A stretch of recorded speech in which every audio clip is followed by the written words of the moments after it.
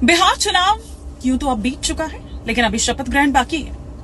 लेकिन इस चुनाव में सबसे ज्यादा चर्चा में जो चेहरा रहा, या फिर सबसे ज्यादा सुर्खियां जो आप कह सकते हैं कि जिस पार्टी ने बटोरी, वो थे प्रशांत किशोर और उनकी पार्टी जन स्वराज। मतलब चुनाव से पहले बड़े बड़े दावे थे कि या तो अर्श पर और या फिर फर्श पर।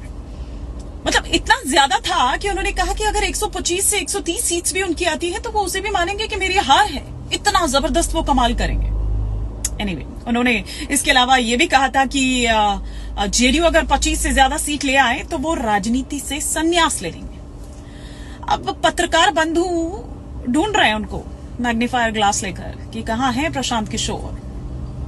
मीम्स बन रहे हैं उन पर दबाकर, और ये कहा जा रहा है कि आखिर उन्होंने किस बेसिस पर, उनकी कैलकुलेशन क्या थी।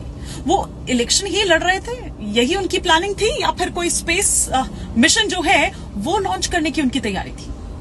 वो शख्स जो दूसरों को चुनाव जिताने की जिम्मेदारी लेता था, जिताए भी हैं, ऐसा नहीं है कि नहीं जिताए, लेकिन जो भारत की चुनावी दुनिया का चाणक्य कहलाता था, वो खुद अपने ही बिहार में 0 पर आउट हो गया। हालत ऐसी कि शकुनी से भी बुरा हाल उनका हो गया। अब शायद ओवर कॉन्फिडेंस का एक नशा रहा होगा, वो खुमारी अलग होती है ओवर कॉन्फिडेंस की, बट ये है कि उनकी क्रैश लैंडिंग हुई।